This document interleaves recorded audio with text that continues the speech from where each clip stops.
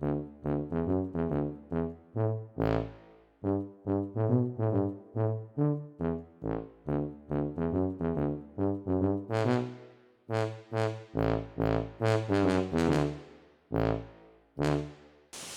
le bonjour.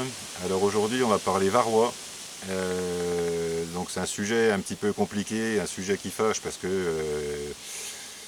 on n'est pas tous d'accord sur le fait de traiter ou pas, quand traiter, quand on n'est pas traité. Enfin bon, c'est un petit peu compliqué. Là, avant de parler traitement, on va déjà faire un comptage. Il suffit pas de traiter à l'aveuglette tout. Donc on a des ruches qui sont disséminées en petits ruchers dans la région un petit peu partout. On va donc poser des lanches graisseuses sous celles qui ont des planchers grillagés, donc c'est-à-dire à peu près un quart des ruches.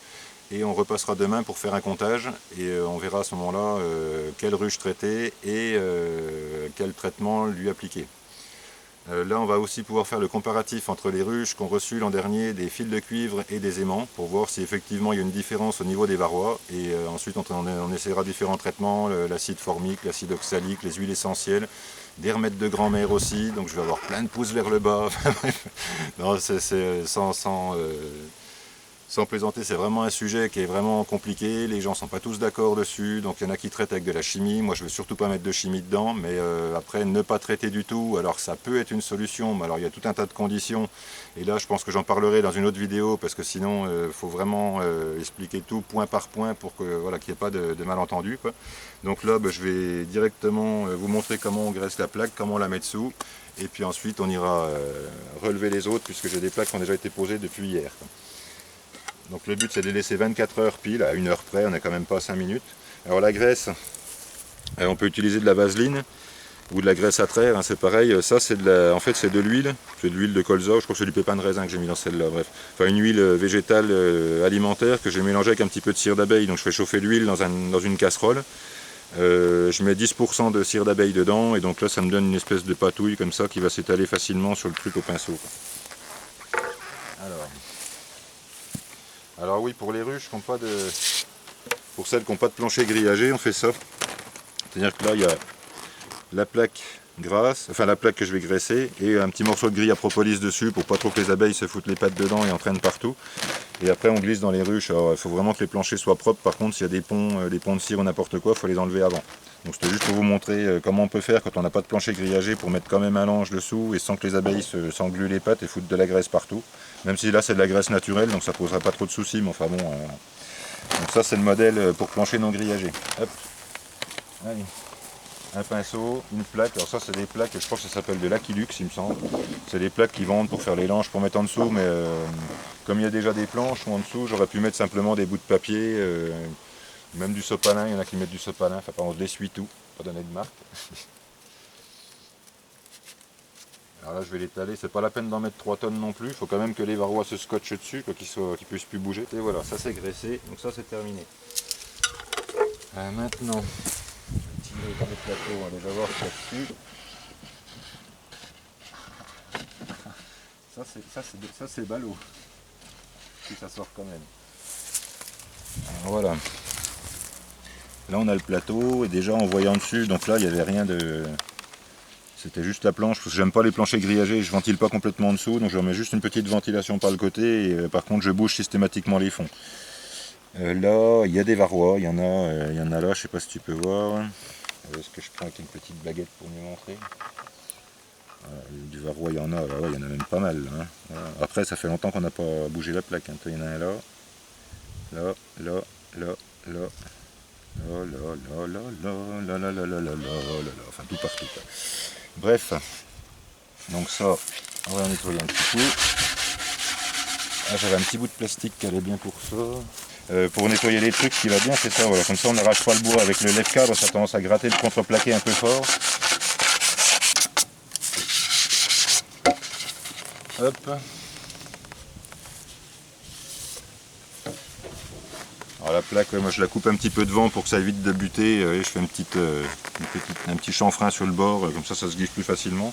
Bon bah là de toute façon il n'y aura pas de souci puisque c'est sur une planche. Et là ça va se mettre comme un tiroir, alors par contre... Et voilà. Donc opération terminée pour cette ruche là, donc c'était juste pour vous montrer l'opération de mettre la graisse et tout, il n'y a rien de sorcier. Et là donc on va aller vers d'autres ruches où j'ai déjà hier soir mis le lange graissé. Donc là on va aller faire directement les comptages. Allez, on y va, à tout de suite. Alors là on est dans un autre rucher qui est dans le bois, enfin on l'appelle le rucher du bois parce qu'on n'a pas trouvé de nom plus original. Bref, donc ça a été posé il y a 24 heures sur la ruche numéro 14. Alors voilà, on voit qu'elle travaille, il y a du pollen, là il y a des machins, tout ça, et c'est pas mal, c'est pas mal. Voilà, 24 heures. Et donc là, même si j'essaye de bien détailler, là, il y en a un là, un, deux, c'en est un ça ou pas? Non, ça c'en est pas un. 1, 2, là il n'y a rien, si j'avance, 3, 4, 5, 6, 7, 8, 9,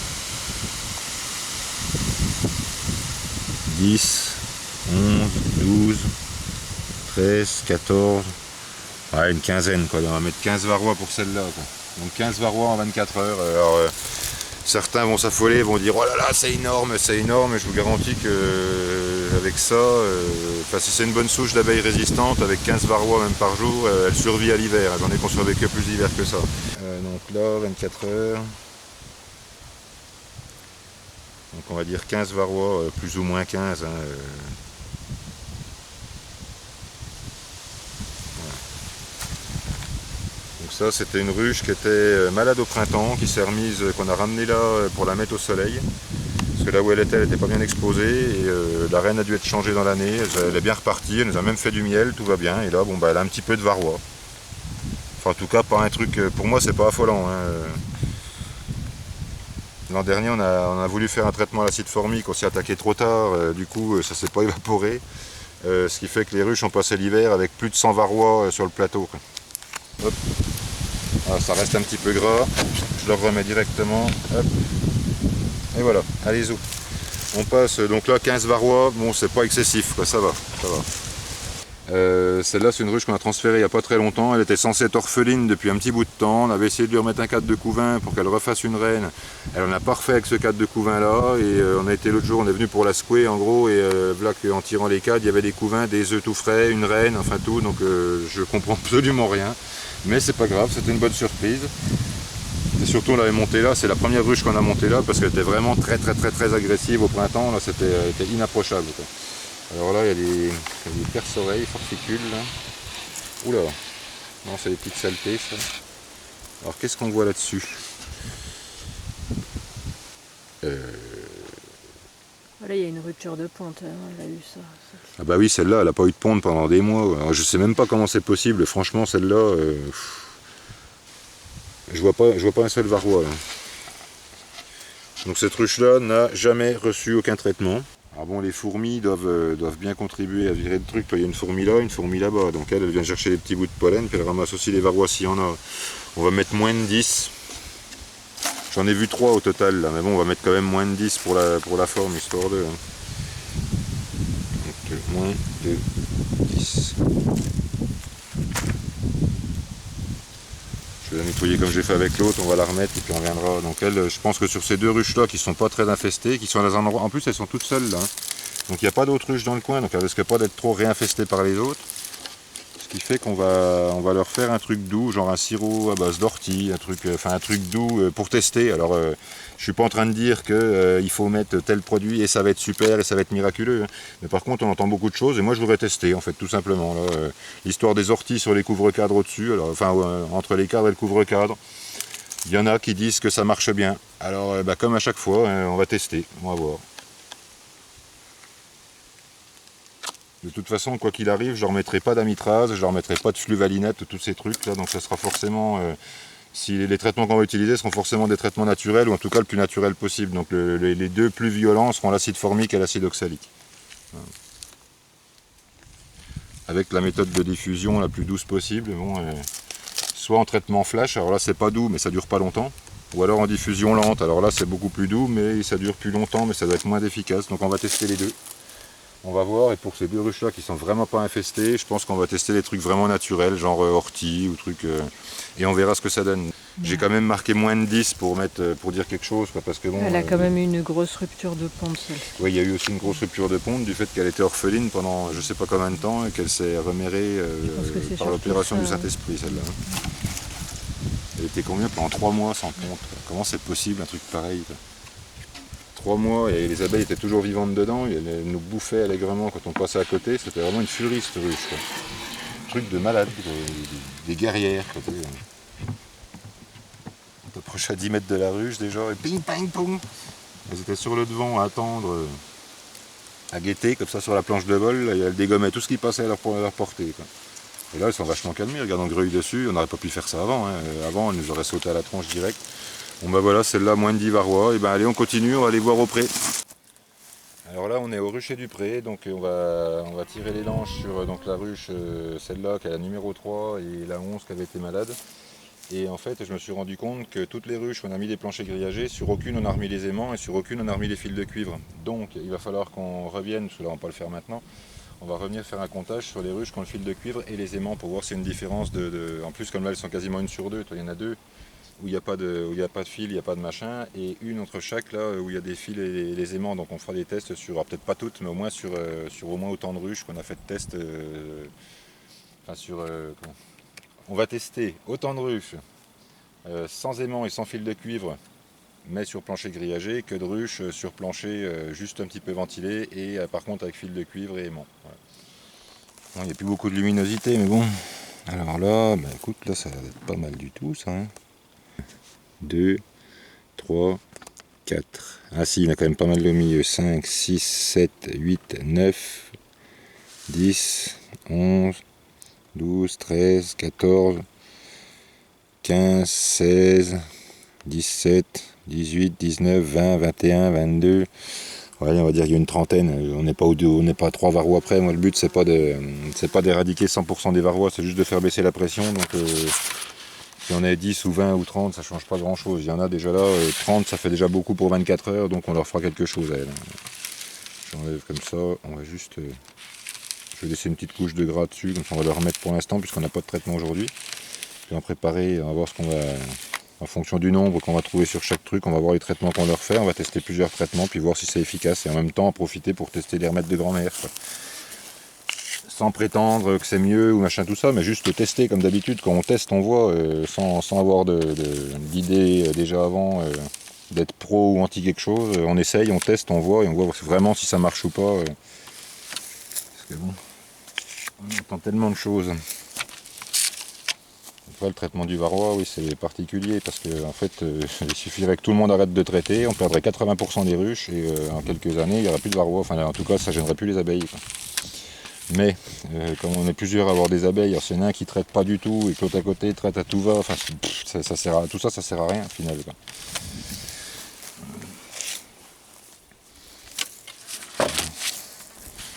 Je leur remets leur petit truc. Donc elle, il y en a, mais c'est pas la grosse catastrophe, ça va, quoi. Ah, je mets environ 30, hein, c'est pas là-dessus, c'était là. Donc ça c'est la ruche 3. Okay. Elle sortait quoi là? Là. Est-ce qu'il y a des varrois dessus?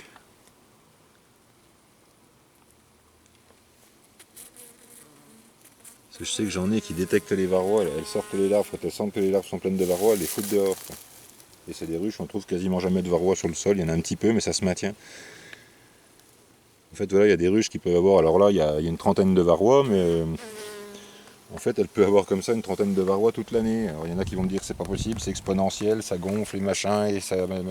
mais comme nous en plus on les laisse essaimer, donc du coup l'essaimage ça fait une rupture de ponte. Et puis on garde que les souches les plus résistantes à la base, on ne multiplie pas les souches qui ne résistent pas aux varrois, donc finalement sans vraiment être traitées sans rien, elles vont pas si mal, quoi. Alors celle-là c'est la ruche 11, c'est celle qui avait eu une suspicion de lobe, qu'on avait changé de truc pour les gens qui ont suivi un petit peu l'épopée de la ruche 11. Alors là on voit qu'elle bosse pas mal, il y a du pollen partout. Le niveau varrois, bah écoute, il y en a il y en a deux sur... Bah, 2 varrois, pas plus. Alors après, je ne sais pas la population qu'il y a dedans aussi. La population n'est pas énorme, hein. Là, c'est pas une ruche d'Adam avec 10 cadres, c'est une ruche, elle fait l'équivalent de 4 cadres et demi, celle-là, 5 cadres à peu près, quoi. Bref, donc bah écoute, celle-là, je trouve que c'est plutôt bonne surprise parce que je m'attendais, vu qu'il y en a quand même qui étaient qui avaient été un peu faibles et tout, je m'attendais à ce que ça soit vraiment bourré de varroa de partout. Et en fait, bah non, hein. Non, non. En tout cas, pas plus que les gens qui traitent régulièrement et avec des produits chimiques. Enfin, alors, il y en a qui vont me dire si, sur celle où il en tombe 30, il y en a qui vont trouver ça énorme. Je vous jure que si. J'ose même pas dire avec quoi elles ont hiverné l'an dernier, quoi, parce que. Allez, on va aller voir les autres, il n'y en a pas pour longtemps, et puis on aura fini pour la première tournée. C'est la dernière avec le plancher grillagé, donc pour aujourd'hui, on va faire tout celle-là. Alors là. On va peut-être dû prendre la lampe, je sais pas ce qu'on va voir. Alors ça c'est un essaim de l'année, c'est l'essaim qu'on avait, le premier essaim qu'on avait capturé en début d'année. Ça c'en est pas un, ça. C'est un moucheron. Ça c'est un moucheron aussi, donc les varrois, là, il y en a 1, 2, 3, 4, 5, 6. Allez, je vais mettre moins de 10 parce que pareil, il doit y avoir des fourmis qui doivent passer dessus. Bah ça va, franchement ça va, hein. Alors après, là, les abeilles sont. Est-ce qu'elles sont isolées des autres un peu? Ouais, quand même. Il y a juste 2 ruches en bas du pépère, là, mais je sais pas dans quel état sanitaire elles sont. En tout cas, bah, ça va. Bon, après, c'est un essaim de l'année, ça, donc bon, ils n'ont pas eu encore le temps d'accumuler. Il faudra voir l'année prochaine si ça explose pas au printemps. Mais là. Alors après, elles ont eu du sirop avec des orties dedans aussi. Alors ouais, dans le sirop d'ortie qu'on a préparé, là il y a 400 g d'ortie pour 4 litres d'eau et 6 kg de sucre, ce qui fait un sirop à 40-60 avec, je sais pas comment on peut tester la concentration en ortie. Alors l'ortie c'est parce qu'il y a dedans il y a de l'acide formique, mais en petite quantité, hein, c'est pas uniquement ça qui va soigner les abeilles. Et par contre dedans il y a aussi plein de vitamines, d'oligo-éléments, de tas de choses dedans qui sont bonnes pour les abeilles, donc je voulais tester. Il y en a quand même quelques-unes qu'on a nourries avec 2-3 litres de sirop. Et on teste, il n'y a pas de varroa, donc du coup on va voir, on va faire les tests sur celles qui en ont le moins. On va tester en leur faisant avaler 1 litre de sirop d'ortie et on retestera une semaine après pour voir ce que ça donne. Et si ça dégringole beaucoup plus, on va le savoir. Et si c'est pareil, bon ben on verra. Et après on remettra le linge un peu plus tard pour refaire un comptage. Bon ben voilà, en conclusion donc, de la première partie de tout ce qu'on va faire sur les varrois là. Je dirais qu'il y a des ruches qui ont des varrois, mais je m'attendais pas à ce qu'il y en ait. Enfin, je m'attendais à ce qu'il y en ait beaucoup plus que ça par rapport à ce qu'on a eu l'an dernier à l'automne. On a eu des dégringolades de trucs de 150 varrois sur les plateaux. Là, au maximum, on en a à peu près 30. Alors après, ça peut être un peu faussé par le fait qu'il y a des fourmis qui aillent nettoyer les plateaux. Donc on va quand même leur faire tout un petit traitement, mais là je vais en profiter pour faire un traitement léger. Pour moi ça c'est pas dangereux. Alors, il y en a qui vont me dire avec 30 ta ruche elle est foutue pour le printemps. Donc l'histoire que ça soit exponentiel et tout ça, alors oui, et ça dépend des abeilles qu'on a aussi, ça dépend du contexte, ça dépend si elles essaiment ou pas, ça dépend de tellement de choses en fait que voilà, vaut mieux faire des comptages avant de faire quoi que ce soit, pas traiter systématiquement, enfin en tout cas moi c'est mon avis. Mais sinon pour toutes les ruches qui n'ont pas vraiment beaucoup de varrois, je pense que les ouvrir pour les traiter c'est leur faire plus de mal que de bien, parce que pour enlever quelques varrois on va affaiblir toute la colonie. Donc je trouve pas ça très utile. Donc voilà, prochaine vidéo, on essayera un traitement naturel à base d'ortie et on verra si ça fonctionne ou pas. Et aussi on testera, je referai un comptage sur les ruches qui ont des fils de cuivre et des aimants pour voir si effectivement il y a une différence entre aimant, pas d'aimant, ou enfin en tout cas aimant et fil de cuivre. Et on fera les comparatifs avec ces ruches là où il n'y a pas d'aimant, pas de fil de cuivre, et on verra ce que ça donne, quoi. Et pareil, on envisagera les traitements en fonction du résultat. Voilà, et ben c'est tout pour aujourd'hui. Je vous dis à bientôt pour la prochaine et je vous tiens au courant de tout ça et des résultats et tout ce qu'on va faire. On vous dit tout bientôt. Allez, à la prochaine.